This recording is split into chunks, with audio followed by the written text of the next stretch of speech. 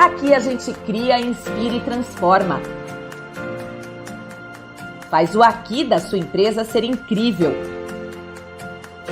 Porque em mãos certas as mudanças acontecem e vão além das expectativas. Entregamos o melhor, comprometidos com o prazo e a qualidade. Impactamos positivamente a vida das pessoas, com ambientes inovadores que combinam funcionalidade e bem-estar. IFES Informove. Há 29 anos fazendo arquitetura de vanguarda e engenharia de excelência, entregando projetos com vida para empresas com alma.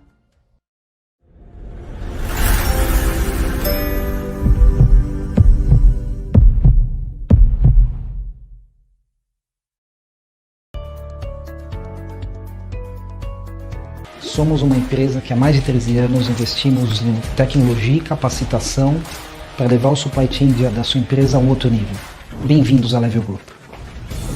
A Level nasceu de um sonho de resolver os problemas da cadeia de abastecimento. Nosso propósito maior é difundir os preceitos do Fair Trade e gerar resultados sustentáveis para vocês.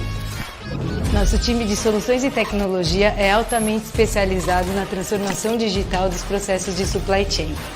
Você prioriza o seu negócio e nós cuidamos da gestão dos seus serviços, garantindo a continuidade e a eficiência das suas operações. Nossos profissionais são especializados e continuamente capacitados para garantir a melhor compra e o compliance da sua organização. Então, se você pensa em supply chain, a Level sempre terá uma solução para atender. Somos o One Stop Shop.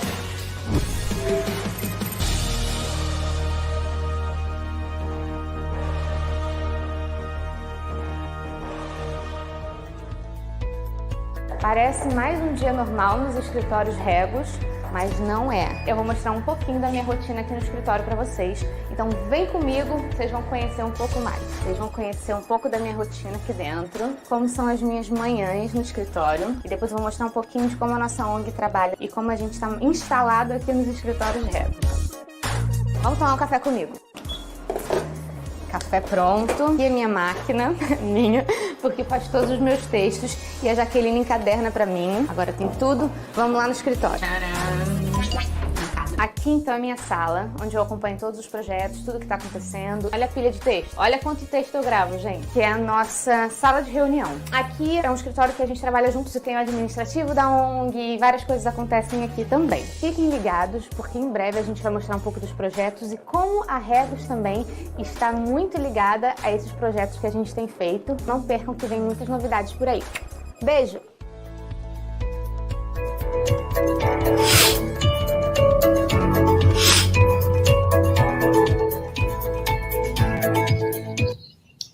Olá a todos, sejam muito bem-vindos a mais uma transmissão ao vivo aqui do Intalks, no LinkedIn e no YouTube. Sou o Thiago Alves, host do Intalks, CEO da Regos e do Spaces no Brasil. Perdão. E hoje temos um tema que é um dos principais pilares desde que eu fundei o Intalks há quase 1 ano e meio atrás, que é trazer conteúdo de diversidade e inclusão para a pauta aberta aqui no LinkedIn, sem tabu, sem medo da gente trazer aqui esse tema que é tão importante para a gente mudar a realidade das empresas no Brasil e no mundo. E hoje, para falar sobre isso, né, como ensinar empresas a ter mais inclusão e trazer diversidade para a pauta do mundo corporativo, a gente recebe aqui 2 convidados especiais. Vou começar apresentando ela, a Samanta Lopes, que é coordenadora da MDI da Pearson. Seja bem-vinda, Samanta, ao nosso Intalks de hoje. Prazer, gente. Gratidão pela oportunidade de estar aqui com vocês.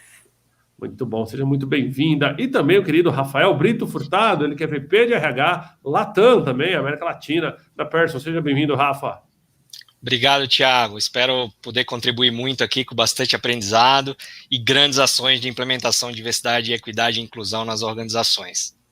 Muito bom, muito obrigado. Antes, queria lembrar você que está na audiência, que nós estamos ao vivo no LinkedIn e no YouTube. Você pode participar em qualquer um dos dois canais, né? Vários perfis no LinkedIn transmitindo em Talks hoje e no YouTube da Regos e do Intalks Brasil. A gente queria pedir que vocês comentassem de onde estão assistindo, a cidade, o bairro, o estado, o país, está de casa, está do escritório, está da praia, a gente quer saber, está no tablet, é sinal de fumaça eletrônico, não interessa, traz para a gente aí um pouquinho, né, de quem, como a audiência está assistindo.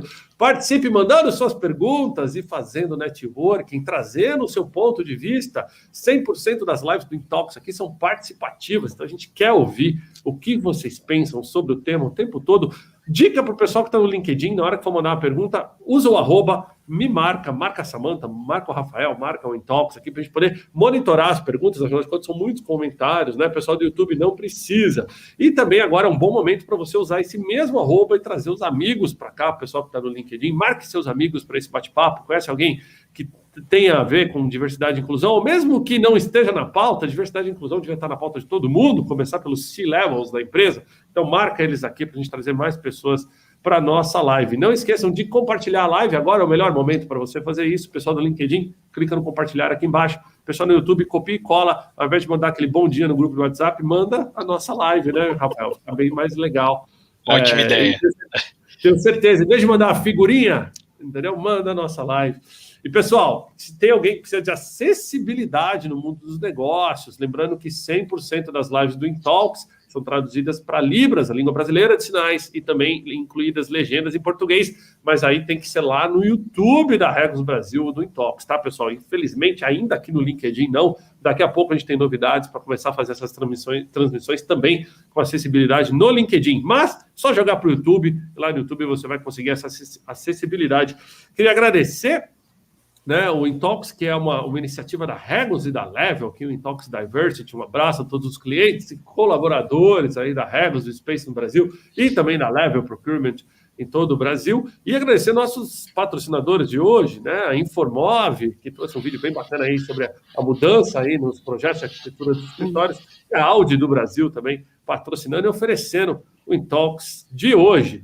Chega de Thiago falando, vamos para os nossos convidados aqui. Eu vou começar apresentando para vocês o Rafael Furtado, ele que é pós-graduado em Marketing e Vendas pela CDEP Business School, graduado em Hotelaria pela UFPE também, graduado em Administração de Empresas pela Unicamp, casado e pai de 2 filhas, atualmente vice-presidente para a América Latina de Gente e Gestão na Persson, tem mais de 17 anos de experiência em posições de liderança, empresas como Ambev, Companhia Mulher, Miller, de bebidas, e Pernod Ricard também. Seja bem-vindo, Rafa. Queria abrir contigo perguntando o seguinte, explica um pouquinho mais para a gente sobre a Persson, como surgiu essa parceria, né, entre a UMA, né, a UMA e a Persson, e daqui a pouco eu apresento para vocês a Samantha para trazer um pouquinho do tema aqui. Legal, obrigado, Thiago. Só fazer uma pequena correção, que não é na Unicamp, é católica, mas é de Pernambuco, é Unicap. Opa. Então, legal, mas obrigado pela apresentação. Bom, primeiro, né, para quem não conhece, a Pearson Education é considerada hoje a maior empresa de educação do mundo em número de alunos impactados. É uma empresa que existe desde 1844, então a senhora aí já de respeito, né, bastante tempo. E aqui no Brasil, a gente trabalha prioritariamente com 3 grandes linhas de negócio, que é das franquias Wizard, Yages e Skill, sistema de ensino para educação básica, Coque Dom Bosco, e a gente tem também o segmento de ensino superior, o canal de ensino superior, onde a gente vai com produtos para ensino à distância e biblioteca virtual. E recentemente a gente trouxe para o Brasil o canal Corporate, que é onde a gente faz toda a venda de produtos para treinamento e desenvolvimento que a gente chama do Workforce Skills, né, que são as habilidades para os funcionários e empregados das organizações. Bom, contar um pouquinho aqui dessa parceria entre Pearson e UMA. Eu aprendi com um grande amigo que existe um estudo que foi realizado na Universidade de Stanford, nos Estados Unidos, que fala que o único fator, de fato, que tem integração com a felicidade são as conexões. Estudo bem antigo, passa de geração em geração, tem mais de 90 anos esse estudo, e esse é o único fator que, de fato, define felicidade, são as conexões. E eu terminei chegando a uma por meio de uma conexão de um grande amigo que conhecia o Ronaldo, que é o fundador e CEO da Uma, e a gente se conectou. E na época, o Ronaldo, né, a agência, a Uma, que é uma agência criativa, especializada, né, eles fazem diversas, a Samantha vai falar melhor da Uma, mas eles têm o braço de diversidade e inclusão muito forte do ponto de vista de agência de marketing criativo. Eu fui conhecer o Ronaldo, conhecer a Uma, e aí a gente, na conversa, o Ronaldo falou, Rafa, poxa, eu tenho um sonho que eu acho que o mercado de educação, o mercado corporativo, ele não está preparado ainda para o que o mercado, que a sociedade e o mercado precisa do ponto de vista de diversidade, equidade e inclusão. Eu tenho a solução e eu queria te apresentar, ver o que a gente pode fazer, como é que você pode me ajudar. E aí, quando ele me mostrou que é o MDI, que é o Mestre em Diversidade Inclusiva, que a gente vai falar um pouquinho dele aqui, eu falei, caramba, Ronaldo, que lindo, assim, porque foi emocionante, o material é emocionante, o conteúdo é emocionante, porque, de fato, liga a chavezinha da gente que, né, eu não tenho como me excluir de um cara privilegiado, né, de um cara que veio de uma classe média, de pais brancos, de família branca, né, então, até então eu entendia e olhava para a diversidade, equidade e inclusão de um jeito que eu dizia assim, legal, um tema interessante, mas o quanto que a gente pode, de fato, contribuir com a mudança, contribuir com as pessoas e preparar as organizações para esse mundo que está aí, batendo na nossa porta e pedindo ajuda. Eu falei, Ronaldo, tamo junto, cara, o que é que a gente pode fazer aqui? E o conteúdo do Ronaldo, do MDI, era sensacional, só que a gente entendia que tinha ali uma oportunidade de melhoria de metodologia, que é o core business da Pearson. Então eu falei, Ronaldo, vamos colocar o teu conteúdo e expertise em diversidade com a nossa metodologia, dado que a gente trabalha tanto com a pedagogia quanto a andragogia, que é o ensino para adultos. Então a gente falou, vamos fazer isso junto e formatar esse MDI aí para vencer e transformar o mercado. Então foi aí que a gente se conheceu. Muito bom, obrigado aí pela apresentação inicial. Antes de eu apresentar a Samantha, deixa eu te fazer uma perguntinha. Se tivesse que definir em uma frase ou num parágrafo, o que é diversidade e inclusão para você, Rafael? Cara, essa pergunta ela é bem ampla, bem extensa, e eu gosto muito de trazer ela da forma que a gente tem trazido para o nosso dia a dia aqui na organização. Diversidade e inclusão é quando você entende que o mundo é diferente, que as pessoas são diferentes, e você precisa dar espaço e oportunidade para todo mundo de forma igual. Quando a gente entra ali na questão que muita gente confunde da igualdade e da equidade, é dar oportunidade diferente para pessoas diferentes, para que elas tenham oportunidades iguais. Você dá ferramentas diferentes, você trata as pessoas de forma diferente, porque elas são diferentes para que elas tenham a mesma oportunidade. Então a gente entende, e é como a gente vem tratando aqui dentro da companhia, né? Primeiro levanta a mão e diz, olha, eu não conheço diversidade, se eu não conhecer, eu gostaria de aprender, e aí a gente aplica no nosso dia a dia. Muito bom, ótimo ponto. Deixa eu trazer a gente de volta aqui. Agora eu vou apresentar para vocês aqui a querida Samantha que está conosco aqui. Ela que é coordenadora do programa de capacitação Mestre de Diversidade Inclusiva da MDI, como o Rafael já apresentou aqui para vocês, fundadora da Hub Tech Produções, educadora certificada da Microsoft, né, for Technology Literacy for Education, 21st Century Learning Designer. É tão legal apresentar o pessoal quando tem esses currículos em inglês, entendeu? Porque a gente tem que ler com sotaque, tem que ter nota língua, ótimo. Pedagoga pela Faculdade do Educadora, FEDUC, bacharel em Publicidade e Propaganda pelo IP Mackenzie, né? Atuação como educadora em segmento de empreendedorismo de impacto da ONG Projeto Arrastão. Samantha, tendo dito, né, te apresentado, seja bem-vinda ao Talks. Traz pra gente aqui como é que você entrou nesse projeto, né? Conta um pouquinho pra gente e a gente vai a partir daí. Obrigada, Thiago. Obrigada pela recepção. Bom, gente, eu empreendo desde 2014, saí do corporativo lá no comecinho ali do ano e vim trabalhando com educação desde então.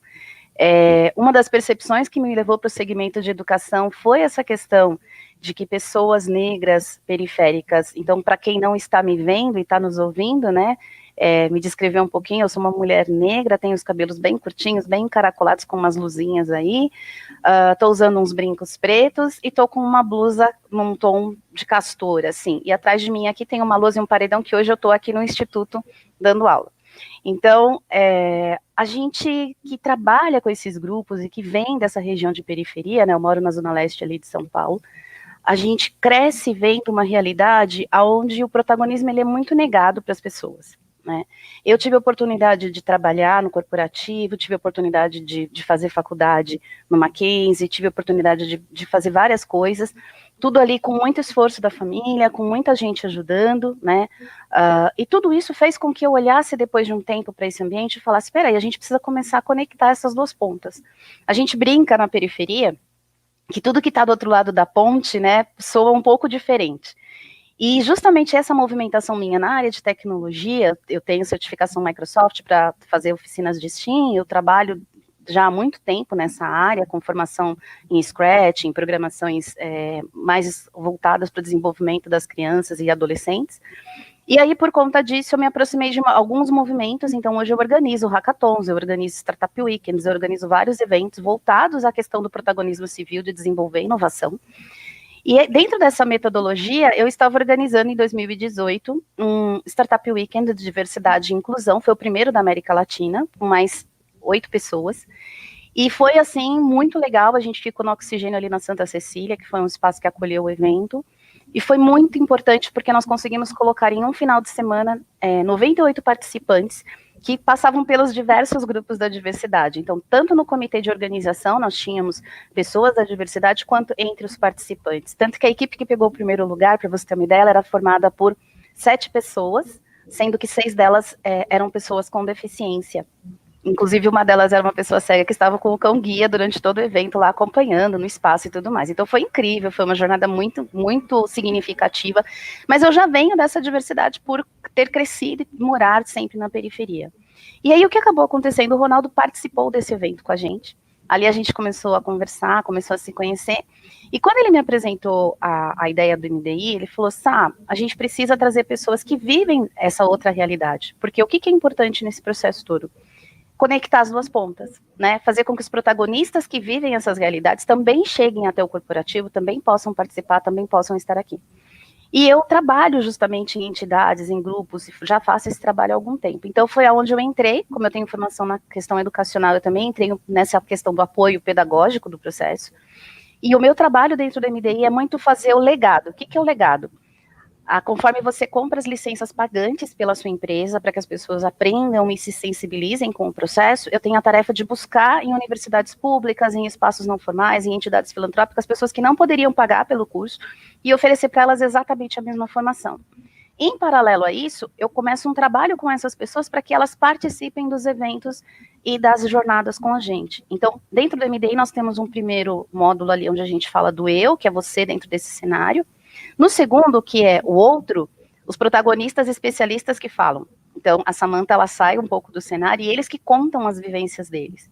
E isso é extremamente relevante para o programa, porque você precisa conhecer histórias para se conectar. E é esse trabalho que eu acabo fazendo muito de perto, que é manter essas pontes de conexão aberta e tá sempre atualizando esses conteúdos para os dados mais atuais, para que a gente forneça essas informações da melhor forma para o mercado, porque quer queira, quer não, a gestão sempre depende de informação, né? Então a gente está sempre trabalhando esse processo também de curadoria. Muito bom, seja bem-vinda ao Intox, deixa eu trazer a gente de volta aqui.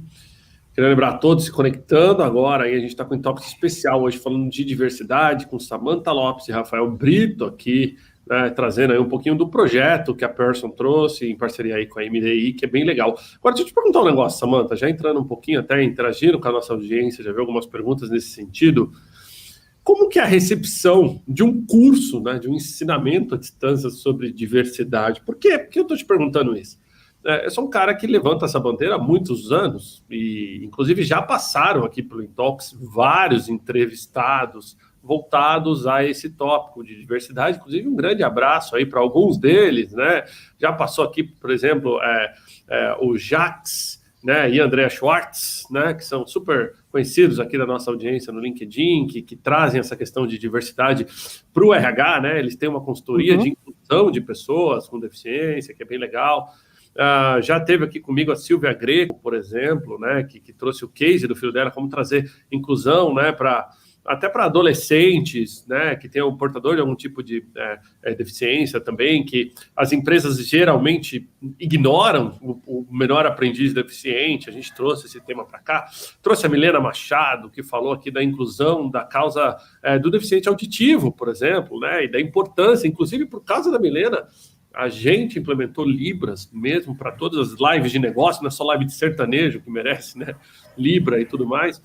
E além de vários outros temas, por exemplo, a gente teve a Semana Lilás o ano passado aqui, que foi apresentada pela doutora Ellen Moreno. A gente teve 5 dias seguidos de live falando da importância da diversidade e inclusão das mulheres, né, em cadeias de comando e tudo mais. Então, assim, é um tema recorrente no Intox. Mas o que a gente sente? A gente sente que quando a gente fala, é legal todo mundo assistir, mas na hora que a gente fala, vamos pôr a mão na massa e mudar a diversidade, vamos olhar para baixo e ver onde a gente pode mudar, já começa a ser um negócio um pouco mais difícil. Então, como que é a aderência a um curso de EAD ou um curso de diversidade, né? Qual que é o feedback desses clientes, etc? Olha, eu vou passar para você o seguinte: toda vez que você trata do tema diversidade e inclusão, né, os dois conectados, as pessoas querem ouvir sobre. Elas têm muita curiosidade.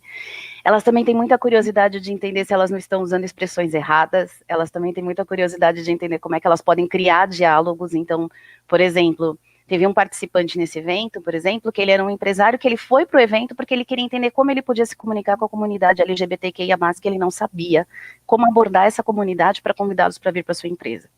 Então, as pessoas têm essa dúvida. A mesma coisa quando você fala da questão de expressões que você pode utilizar com pessoas negras, de expressões que você... Ou seja, todos esses termos nos geram bastante incômodo e as pessoas se interessam. A questão é que não dá para você falar desse tema sem você sair da sua zona de conforto. E aí eu estou falando não só das pessoas que não fazem parte dos grupos minorizados, eu também estou falando das pessoas que fazem parte. E aí eu coloco minorizado no sentido das pessoas entenderem que não são grupos pequenos, né? Quando a gente fala de mulheres no Brasil, a gente tem mais de 50% da população que é mulher. Quando a gente fala de negros no Brasil, a gente tem mais de 50% da população que é de negros. Então, assim, não são grupos pequenos que não têm uma presença. Tem, mas são enxergados como grupos minorizados no sentido de serem silenciados durante muito tempo nesse processo. Dentro das empresas, quando você começa a falar desse processo, você já tem um ambiente construído onde as pessoas já têm aquela cultura que está estipulada ali dentro. E é muito difícil para essas pessoas que já estão nesse processo cultural se abrirem para realmente mudarem de atitude e começarem a olhar para aquilo que elas estão acostumadas no seu dia a dia e fazer reflexões sobre isso. Então, o curso que a gente construiu aí, o EAD nosso, ele tem uma estimativa de 15 horas, se a pessoa, assim, né, brincar um pouco ali, 15 horas, ele passa muito por esse painel, ou seja, você enxergar as áreas aonde você está no processo, e quando você enxerga isso, você fala, tem algumas expressões do meu dia a dia que eu acho que eu preciso tirar. Poxa, tem algumas coisas que eu não tinha parado para pensar. Eu vou citar um exemplo bem básico. Um amigo meu, ele é chinês, e eu pedi para ele ser uma das pessoas que fez a navegação de experimentação para nós. E ele falou assim, nossa, quando você me convidou, eu achei que ia ser muito chato. Porque eu sou chinês e para mim não fazia sentido ficar dividindo, eu achei que ia separar mais ainda, ser mais complicado ainda. Mas quando eu comecei a ouvir as histórias de cada um dos grupos de identidade, eu percebi que eles vivem realidades às quais eu não tenho acesso. Porque dentro da minha comunidade isso não acontece. Na bolha que eu vivo não acontece. Então, é extremamente relevante quando você percebe esse movimento das pessoas. E por isso que é tão importante que, quando a gente fala no assunto, a pessoa não fique só nesse superficial, que ela realmente pare para conhecer quem são os protagonistas que estão falando do assunto e entender melhor como ela pode, a partir dela mesma, começar a pensar em transformações. Então, por exemplo, uma coisa muito simples, quantas pessoas no seu escritório, quando você chega, são pessoas de grupos minorizados e você as percebe em cargos de média gerência ou alta gerência, por exemplo? Quantas pessoas conversam com essas pessoas? Existe um plano de carreira pensado para elas? Então, são questionamentos do dia a dia e que você, do seu lugar, muitas vezes pode ser a pessoa que começa a trazer essa discussão para dentro da empresa, para abrir espaço para que outras pessoas possam chegar e, como o Rafael falou, ter essas oportunidades de acesso. É lógico que a gente tem que levar em conta cada uma das realidades, como você comentou. Um jovem que tem uma deficiência, para ele entrar no mercado de trabalho, ele vai precisar, por exemplo, de um ambiente que esteja preparado para se adaptar, para recebê-lo. Mas isso não é algo impossível e inalcançável. Então, são essas mudanças que a gente precisa trabalhar e que as pessoas, muitas vezes, na prática, têm uma resistência comportamental e atitudinal a receber, que a gente chama de vieses. Os vieses são os mais perigosos, né? Inclusive, eu fui injusto, eu deixei de citar vários nomes que passaram aqui para falar de diversidade e inclusão. Daqui a pouco eu já recebi vários puxões de orelha no WhatsApp. Aqui, o pessoal, você não vai falar meu nome. Calma, gente, calma. A live tem 1 hora, tem muito tempo para falar muito nome aqui. Foram 200 lives do Intox, também não dá para lembrar todos de cabeça. Rafa, deixa eu trazer para você. A Pearson é conhecida, né, como uma das principais fontes aí, né, de EAD e tudo mais aí do mercado, né? O que você tem sentido? Até porque, assim, você sentado numa posição estratégica de recursos humanos, é lógico que o tema de diversidade e inclusão vai estar na sua cadeira, né? Mas o nosso desafio é fazer com que chegue na cadeira executiva, que o CEO, além de olhar números e olhar vendas e olhar operações, ele também olhe para isso. Eu te dou até o meu próprio exemplo aqui, né? Tipo, na Regus Spaces, eu tenho 82% da folha formada por mulheres, né? Então, eu vim de uma engenharia, eu vim do mercado de engenharia. Eu, profissional Thiago, nunca tinha deparado com essa situação, tive que aprender a trabalhar com essa situação até para poder, por exemplo, direcionar treinamentos. Não fazia mais sentido eu ir no mercado contratar treinamento genérico se a minha mão de obra já está configurada de uma maneira diferente, né? E isso foi muito produtivo para mim, até me ensinou a trazer diversidade e inclusão para a minha pauta. Como que você vê isso, né? Como é que vocês estão fazendo contato assim com as empresas, quando vocês estão falando sobre diversidade e inclusão? No teu papel de RH, dá para influenciar os outros RHs também? Claro, sem dúvida, Thiago. Assim, eu gosto sempre de separar, eu sempre tento trazer esse olhar para dentro da organização, e eu acho que esse olhar ajuda também a gente a disseminar e trabalhar esse tema com força. Que primeiro existem hoje pouquíssimas Samantha no mercado, ou seja, gente especializada, que conhece diversidade a fundo, pouquíssimas. E existe um outro grupo de pessoas, que é um grupo maior do ponto de vista numérico, que são pessoas que, por mais que não conheça, e eu me incluo nesse grupo, por mais que não conheça a fundo temas e conceitos de diversidade, você pode ser a maior ponte entre esses dois mundos. Então, acho que isso é um caminho que a gente, dentro da Pearson, vem fazendo muito, e a gente acha que a gente pode ajudar outras organizações a fazer isso. Por que eu estou te falando isso? Quando, por exemplo, o MDI, ele é para gente como eu. Ele é para gente que quer aprender muito sobre diversidade, tem muito a contribuir com esse tema, mas não conhece. Então, se você é um expert em diversidade, provavelmente o MDI vai ser boring, vai ser chato. Você vai dizer, cara, não gostei. Porque a gente sabe que o mercado hoje tem um número muito maior de gente que não conhece absolutamente nada. Então, o nosso propósito foi, vamos preparar a turma para pelo menos entender e se abrir para o tema. Onde que isso vem para o nosso dia a dia, né, como organização, tanto na Pearson e qualquer outra organização que queira? A partir do momento que você, né, líder, ou parte de qualquer ambiente dentro da organização, você levanta a mão e fala assim, olha, eu sou culpado, eu não conheço de diversidade e inclusão. Eu não sou culpado porque eu quis ou porque eu não gosto, tal. Sou culpado porque eu vivi num mundo privilegiado e eu não tive acesso a isso lá atrás. Então, é importante ter essa etapa.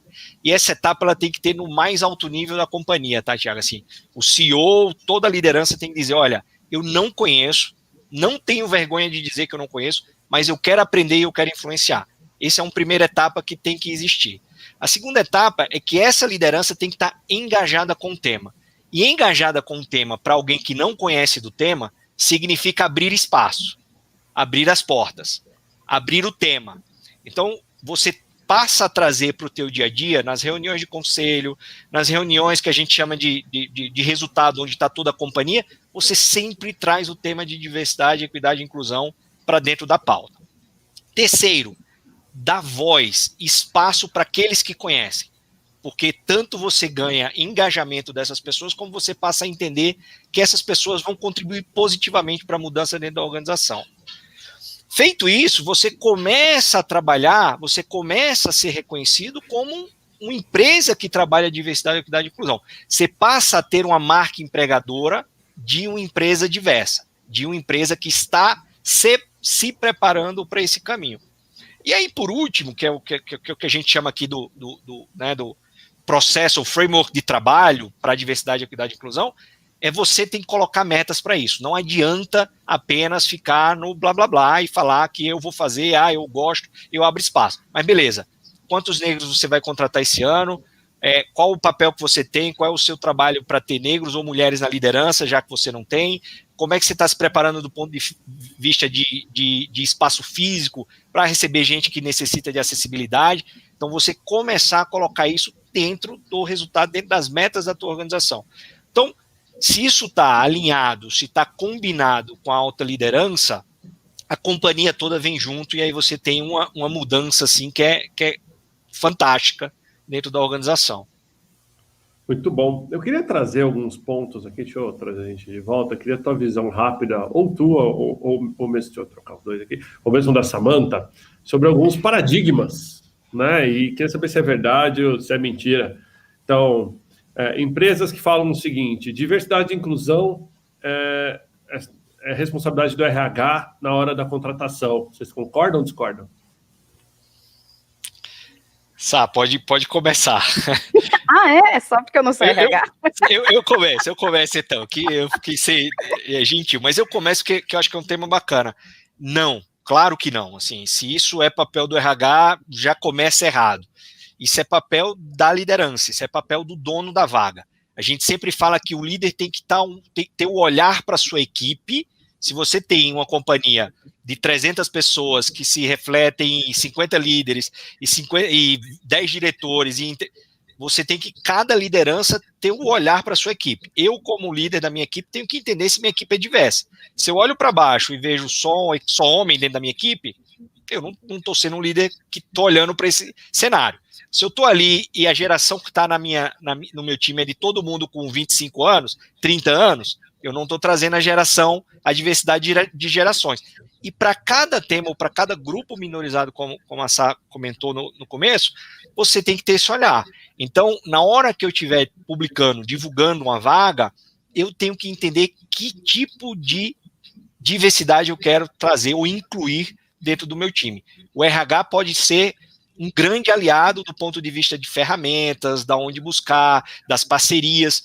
Um exemplo disso é que, do ano passado para cá, nós temos aqui dentro da Pearson uma parceria com a Empregue Afro, com a Transempregos, com todas as grandes empresas que ajudam nesses grupos de diversidade. Então, o RH tem esse papel sim, mas começa pelo líder. Boa.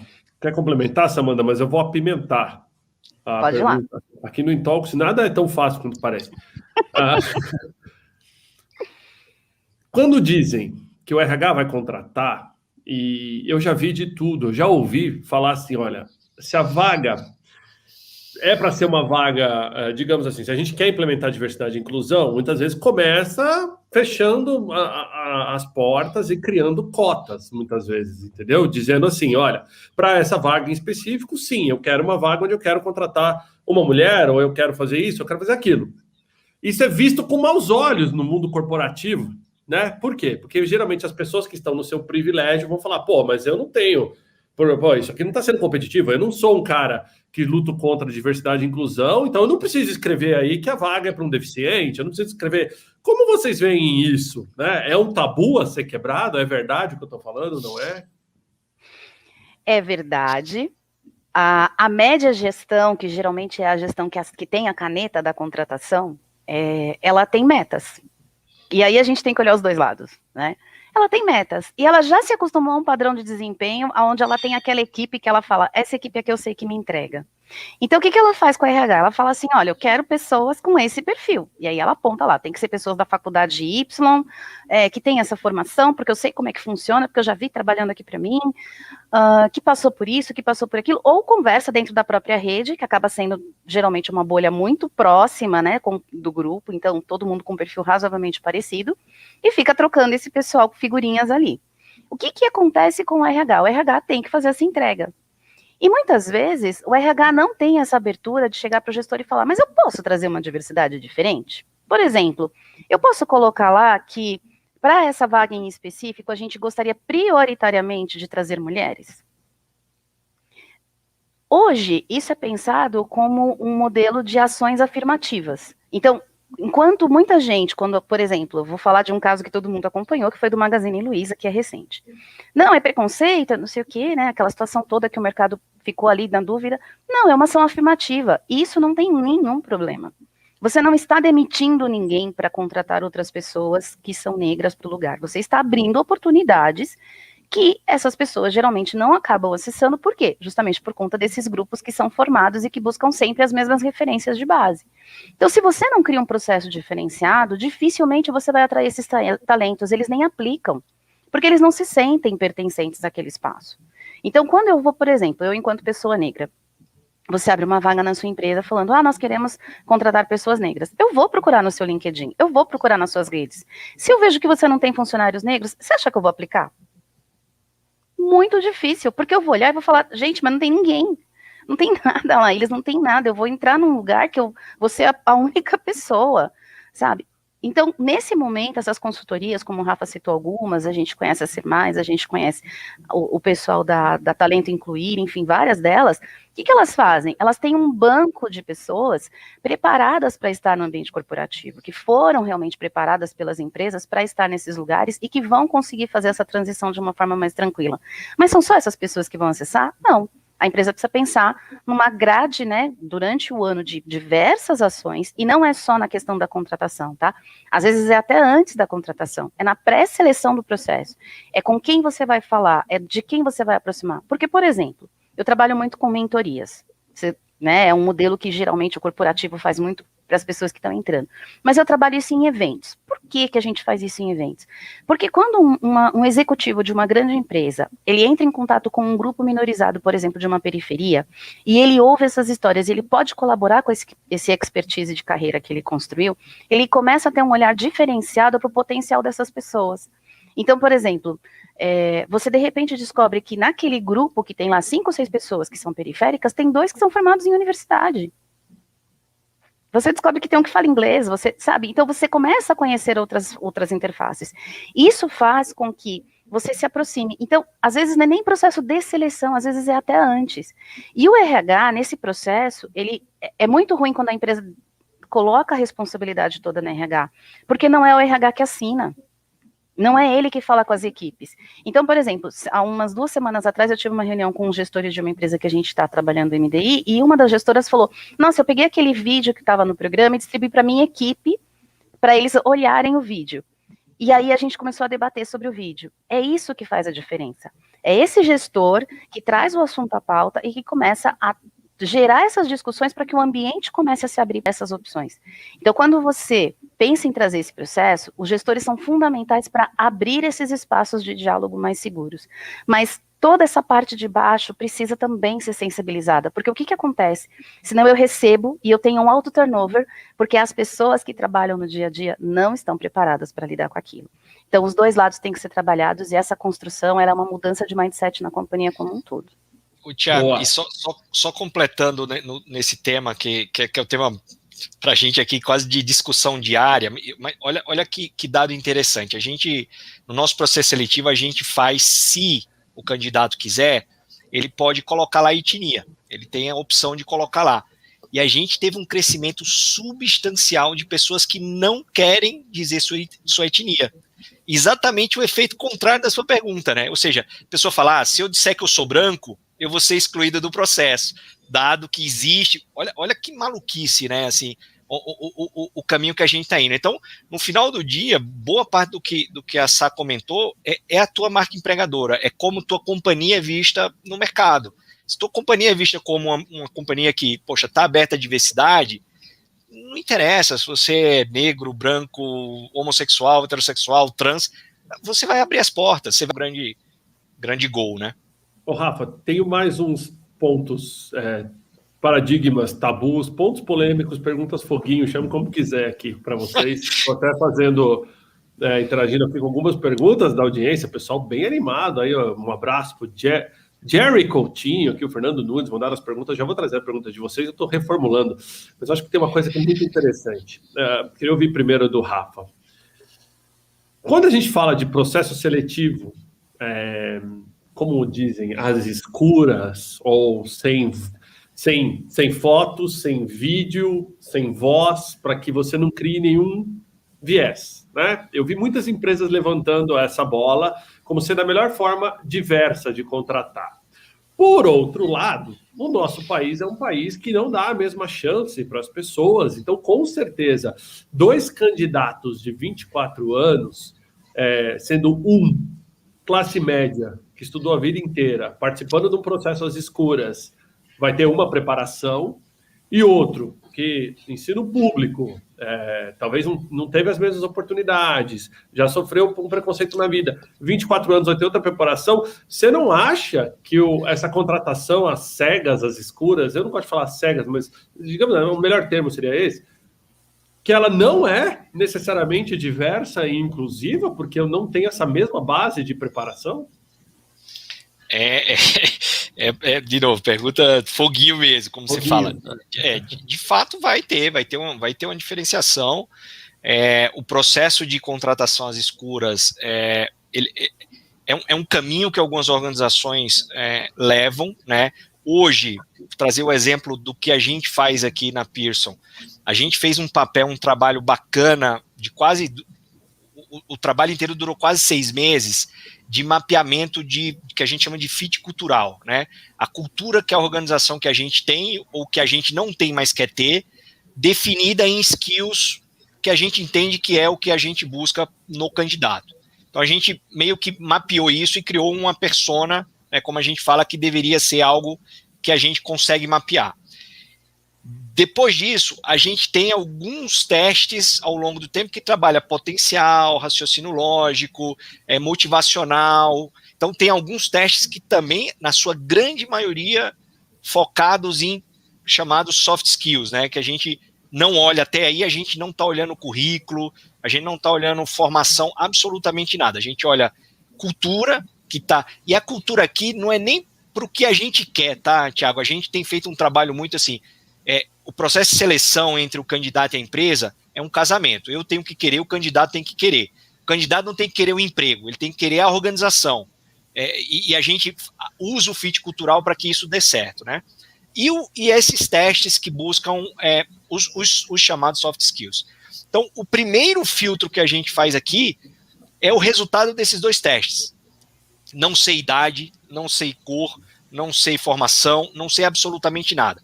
Então, esses 2 testes me dão o filtro inicial. Depois do filtro inicial, claro, aí eu vou olhar o que é o background, o que é expertise, muito mais pela necessidade da cadeira do que qualquer outra coisa. Então, no final do dia, que isso ainda é ainda é um problema a ser resolvido em qualquer organização, né? As organizações hoje, e é uma pena, e a gente precisa entender e trabalhar nisso, as organizações hoje não querem abrir espaço para o menos capacitado. Essa é uma verdade. Dentro da pergunta foguinho, a resposta foguinho é essa. As organizações não querem abrir espaço para as pessoas menos capacitadas. Então, aqui é um outro trabalho, que é o trabalho da gente entender quais são os caminhos ou quais são as atividades dentro da organização que você deveria incluir essas pessoas. Então, é um trabalho complexo, é um trabalho árduo, e que as empresas, na sua grande maioria, tá? Vou falar pela nossa, nós ainda não nos preparamos para isso, é abrir espaço para essa turma menos capacitada. Independente claro, que sempre tem uma relação entre os grupos minoritários e a menor capacitação, na grande maioria, mas independente da questão da diversidade, a questão da capacidade ainda é um problema a ser trabalhado sim, tá? Não sei se eu respondi, porque ela é foguinho demais mesmo, tá? A ideia é essa. Entrevistado que fica na zona do conforto aqui, não pode, sacanagem. Samantha, mais uma para você aqui que eu acho que é bem bacana. A gente viu um movimento nos últimos tempos de diversidade de palco. O que é diversidade de palco? É a pessoa que vai e se engaja na causa só pelo marketing da causa, mas quando a gente olha para a empresa em si mesmo, as políticas de diversidade e inclusão não são necessariamente aplicadas, né? Mas é porque talvez as pessoas não viram ainda as reais vantagens de ter uma empresa diversa e inclusiva. Entre uma delas, reter mais talentos, maior satisfação de empregado, né? Maior potencial de inovação, etc. Cita para a gente aí, na tua opinião, assim, que são benefícios diretos que uma empresa tem por ser uma empresa realmente, não de palco, diversa e inclusiva? Quando você fala do cenário de diversidade e inclusão no Brasil, a estrutura que as empresas são pensadas, elas já não são construídas para representar este mercado onde elas vivem, né? Nós temos hoje, tem dados de pesquisa que mostram que das 500 maiores empresas que tem no Brasil, que têm programas, que afirmam ter programas de diversidade, quando você vai falar com os colaboradores, mais de 60% não reconhecem esse processo dentro da empresa. A gente tem alguns estudos que o Locomotiva fez aí no final do ano passado, o Instituto Locomotiva, onde ele mostra que um dos maiores fatores de resistência, por exemplo, dentro de uma equipe, é você ter uma liderança diversa de você no aspecto de crenças religiosas ou crenças culturais, ou, por exemplo, você ter um líder que, na sua opinião, o próprio Juliano da Pearson, ele traz esses depoimentos, né, que passa por processos de xenofobia, por exemplo, né, porque ele tem um sotaque bastante marcado e as pessoas estranham uma pessoa com esse sotaque estar na posição que ele ocupa dentro da Pearson. Isso são exemplos do cotidiano.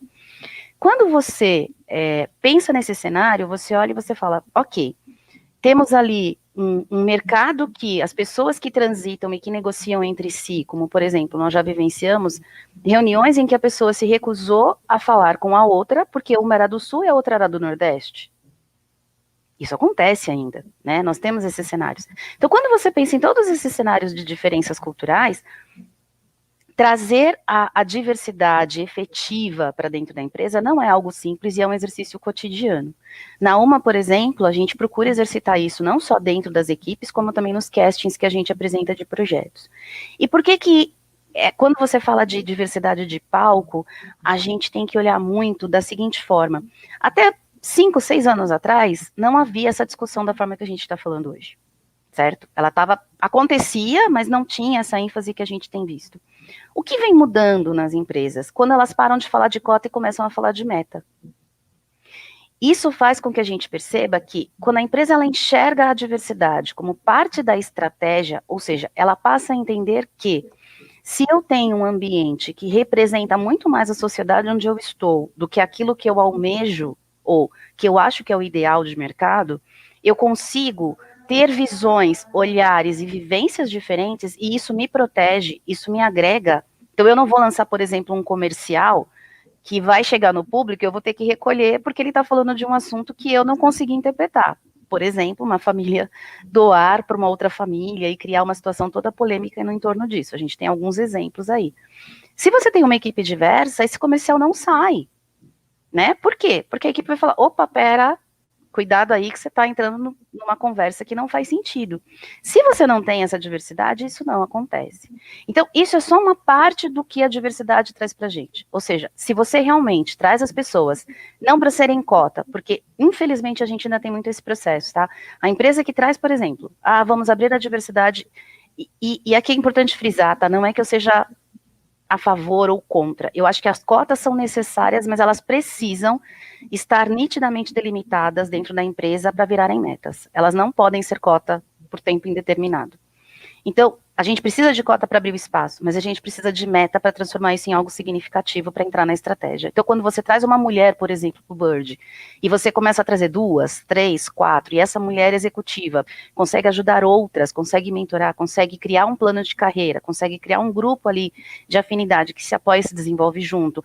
Os homens da gestão vêm participar como aliados, ajudam nesse desenvolvimento, fomentam esse desenvolvimento, aí você começa a ter um ambiente realmente diverso e inclusivo.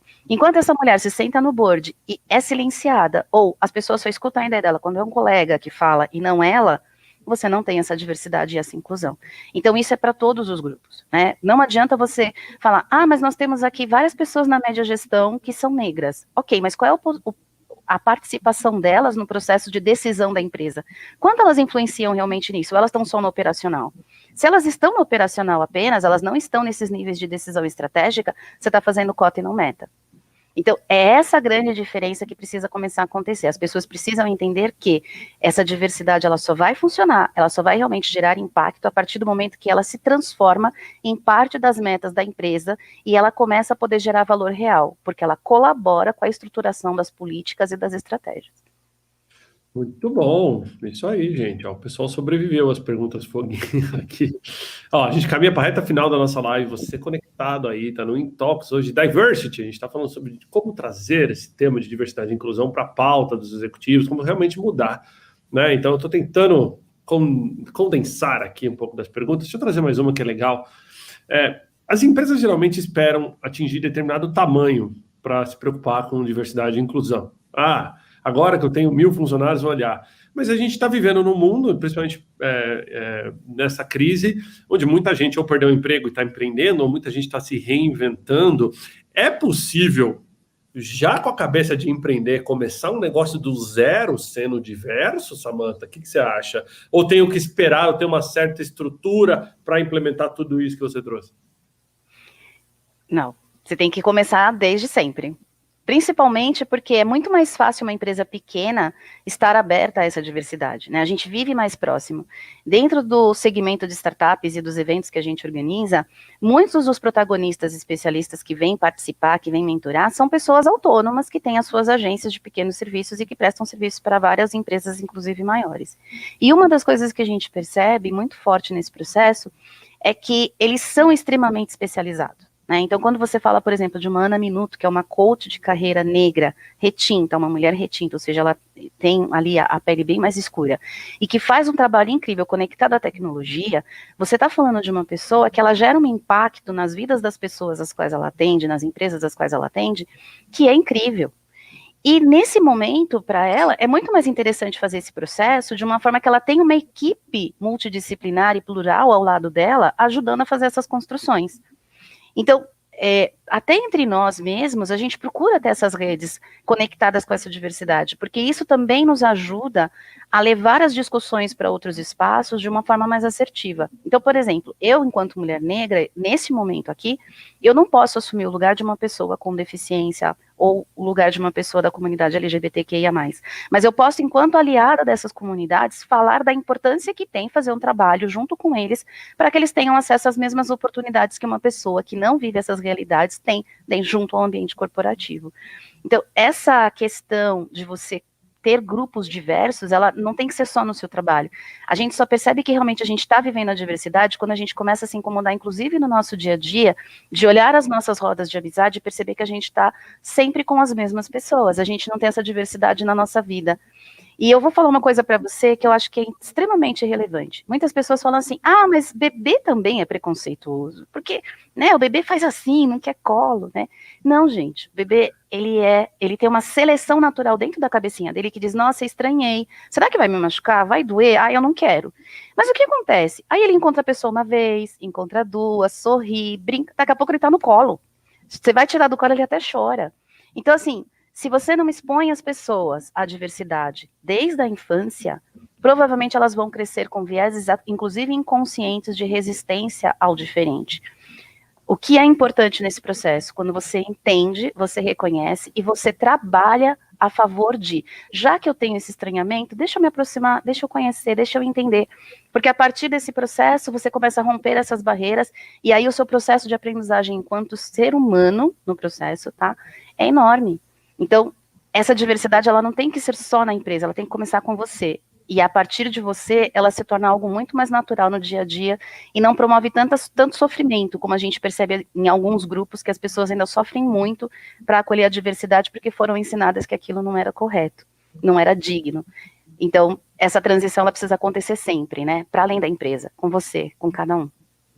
Muito bom, muito obrigado. Eu me identifiquei bem com o exemplo do bebê, porque como eu tenho 2 metros de altura e cheio de barba, não tem nenhum bebê que quer ir comigo. Agora eu entendi o porquê, entendeu? Então... Ô, Thiago, e tem um ponto interessante, um dado interessante de uma pesquisa do Inside Out Development que fala, né, que sua pergunta trazendo para aqueles que querem empreender, aqueles que querem, né, abrir sua empresa desde o começo, a geração Z, que é aqueles nascidos lá em 90, nos anos 90, que é a geração talvez a mais ativa possível do mercado de trabalho, hoje já 40% dessa geração decidem o trabalho dela, se a empresa é diversa ou não, se tem trabalho de diversidade na sua empresa ou não. Ou seja, se não tem, ela nem se candidata à vaga. Então, assim, para quem está querendo montar a empresa e ter gente boa, talento dentro da sua organização, se não começar a trabalhar em diversidade desde o começo, vai ter problema de achar talento.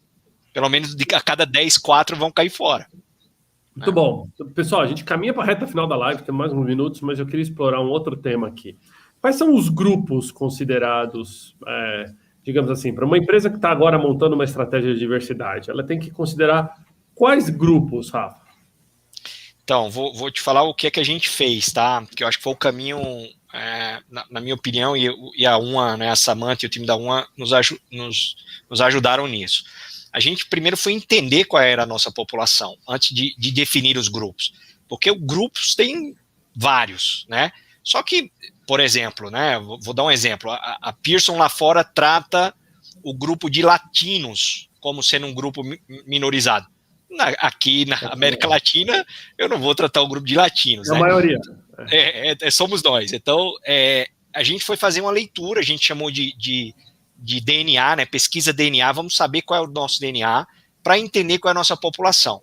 Então, dada a população, depois dessa fotografia, foi bacana, porque quando a gente fez isso lá em 2019, a gente lançou oficialmente o Pearson para Todos, que é a nossa plataforma de diversidade e inclusão, a gente teve 93% de pessoas que se autodeclararam, né, dentro dos grupos.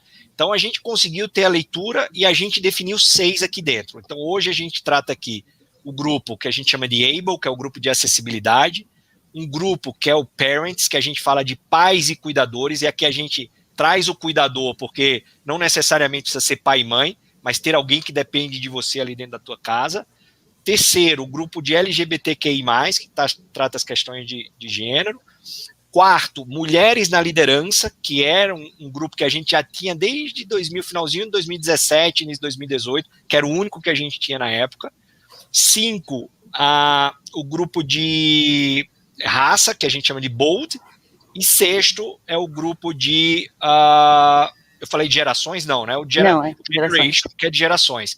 Por quê? Porque a gente tem cada vez mais as pessoas lá, os profissionais de 60, 65 anos, super ativo, mas com a cabeça já no seu momento de descanso, e aquela pessoa de 25, 27 que está entrando no mercado de trabalho com todo o gás, e essas pessoas estão sentando juntos dentro da mesma sala de reunião, né? Como é que a gente garante que isso funcione? Então, hoje a gente tem esses 6 aqui, cada um com um líder, e a gente tem um comitê né, gerenciando todos os grupos.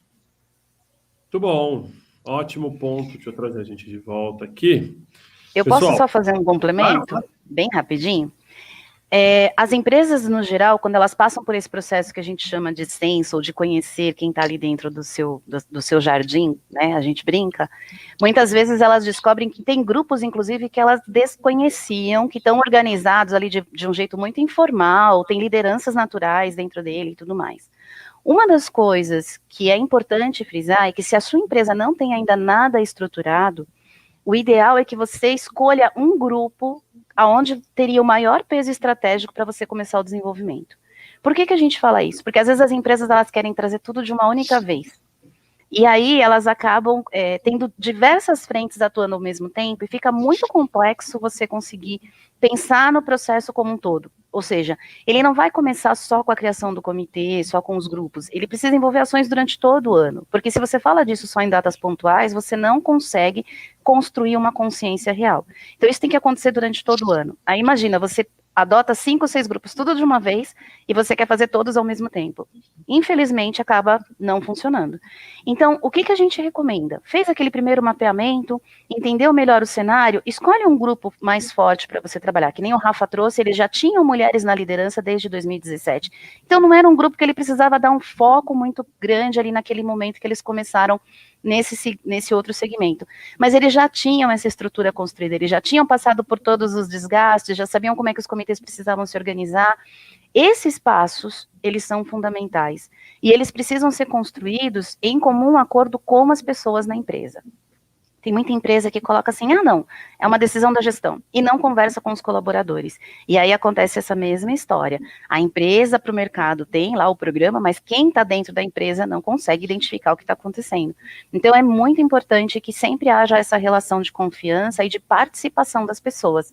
E assim, não é porque é um comitê que vai falar de gênero que não pode ter homens. Pode, eles podem ser aliados, eles podem vir para ouvir, para ajudar a construir estratégias, para ajudar essas mulheres a estarem nos lugares. Então, o ano passado, por exemplo, teve uma movimentação muito grande no LinkedIn de ocupação de pessoas negras em perfis de pessoas brancas, né? E aí você fala assim, nossa, mas o que resultou tudo isso? A gente percebeu 2 movimentos nesse processo. Um que muitas pessoas negras que não tinham os seus trabalhos divulgados de forma plena começaram a ser mais vistas nesse processo, mas elas também acabaram sendo alvos de ataques, porque elas estavam numa rede que era voltada para pessoas brancas. E aí você percebe que essa transição cultural é complexa, a gente precisa ainda trabalhar muito. Então, escolher esses grupos é fundamental para você ser assertivo nas ações. Ótimo que você trouxe esse tema, porque eu fui um dos que fiz isso e fui vítima de ataque. Eu fiz uma live de protesto aqui sobre isso no LinkedIn, entendeu? E recebi infinitos inboxes de pessoas falando que LinkedIn não era lugar de fazer protesto antirracismo, coisa assim, nesse nível. E assim, fiz questão de fazer mais 10 vezes depois disso, porque só criando essa conscientização que a gente pode efetivamente mudar o mundo. Tanto que eu detesto essa terminologia que falam de novo normal, porque não dá para a gente aceitar que o que a gente tinha antes, que era um mundo tão desigual, com tanto racismo, tanta coisa, sendo normal, né? Então eu prefiro falar que era um velho bagunçado e agora a gente tem a chance de fazer um novo diferente, né? Então essa é a mensagem que eu quis passar durante os protestos ali, mas realmente, Samantha, o que você trouxe é um ponto. Deixa eu aproveitar aqui, pessoal, a gente caminha agora para a reta final mesmo da nossa live, tá? Antes de eu divulgar as próximas lives, eu queria mostrar aqui para vocês o site da Person e da MDI, se vocês me permitem. Estou jogando aqui, então, para quem não conhece, Person, BR, né, br.person.com, você vai conhecer aqui os trabalhos, tudo da Person, bem legal. E o site da MDI, que é gomdi.com.br, tá? E aí vocês podem conhecer um pouquinho mais de tudo isso que a gente falou hoje aqui com maestria. Deixa eu aproveitar e divulgar a próxima live aqui do Intox, antes de eu passar para considerações finais de vocês. Amanhã, 27 de maio, recebo aqui o Gustavo Vendovato, ele que é Country Manager na Kayak. A gente vai falar de tecnologia recuperando o turismo, vai ser bem bacana. E na segunda-feira, dia 31, queridíssimo Mário Melo, ele que é fundador do Poder do Voto, vai estar aqui dando uma aula para todo mundo de cidadania, né? Como a gente pode usar a tecnologia para exercer o nosso direito de cidadão e cobrar os nossos governantes ao qual nós votamos. Então, bem legal a live do Intox de amanhã e live do Intox de segunda. Lembrando que sexta-feira, 11h30, estou lá na Forbes Brasil também com clientes da Regos. Então, também fique ligado aí nas lives da Forbes. Samantha, começando por ti, considerações finais para nossa audiência. Obrigado aí pela participação na nossa live de hoje. Gente, mais uma vez, só gratidão. Eu acho que é importante a gente ter esses espaços onde o diálogo acontece, onde a gente pode tirar dúvidas, onde as pessoas podem trazer essas considerações, mas principalmente perceber que os aliados estão crescendo, né, que cada dia mais as pessoas estão realmente olhando no sentido de entender como esse contexto pode colaborar para uma melhoria da sociedade, para uma melhoria das pessoas, e eu acredito que o nosso papel, enquanto pessoas que já vivem da diversidade, no aspecto de serem protagonistas desses processos, é a gente estar disposto realmente a tirar essas dúvidas, a conversar, a fazer indicações, porque é só dessa forma, é só com informação que a gente vai rompendo essas barreiras que são construídas há tantos anos dentro das culturas, né? Então, desde o nosso vocabulário aí, que a gente está ressignificando várias coisas, trocando termos, abolindo termos, né? Então, por exemplo, um que a gente falou aqui hoje e que muitas vezes precisa começar a deixar de ser usado, quando você falou da questão da contratação às cegas, uma das questões que a gente coloca hoje é para não utilizar esse termo, porque ele acaba soando capacitista, mas a gente coloca como contratações voltadas ao perfil e não contratações voltadas a essa questão de conotação de vaga, né? Então, contratações voltadas a perfil, porque aí você olha o perfil da pessoa e não necessariamente essas questões intrínsecas que tem no processo. São algumas coisas que a gente começa a trabalhar, que a gente começa a trocar essas significâncias, a gente começa a trazer outros significados, e isso vai criando ambientes mais seguros de diálogo e menos tóxicos. Então, gratidão imensa aí de poder falar um pouquinho com vocês, e estamos lá no LinkedIn, fiquem à vontade. Muito bom, muito obrigado, Samantha. Agora eu vou passar para o Rafa. Rafa, obrigado pela participação no Intox de hoje. Considerações finais também para a nossa audiência. Prazer, Thiago. Obrigado pelo espaço, né? Toda vez que eu tenho a oportunidade de escutar a Samantha, até a voz da Samantha é agradável, né? Assim, a Samantha é um poço de conhecimento, então agradecer a Samantha também aqui pela aula.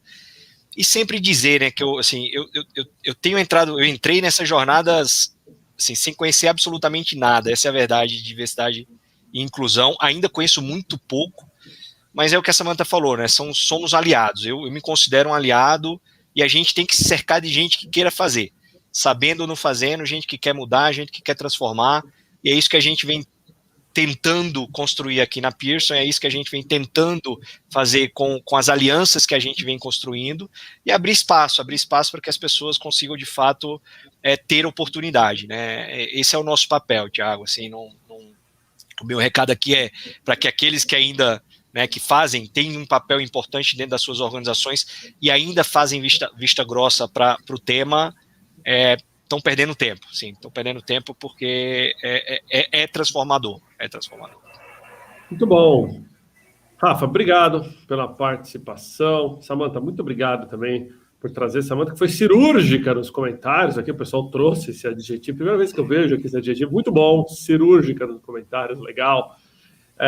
Gente, esse foi o Intox hoje Diversity, onde eu conversei com a Samantha Lopes e o Rafael Brito Furtado, onde a gente falou de como trazer mais diversidade e inclusão para o mundo corporativo. Você que participou, deixa seu comentário final, se você gostou, não esqueça de compartilhar a live, deixar o seu like, como diriam os youtubers. A gente vai passar aqui no final, aqui no vídeo de encerramento, alguns dos comentários de vocês.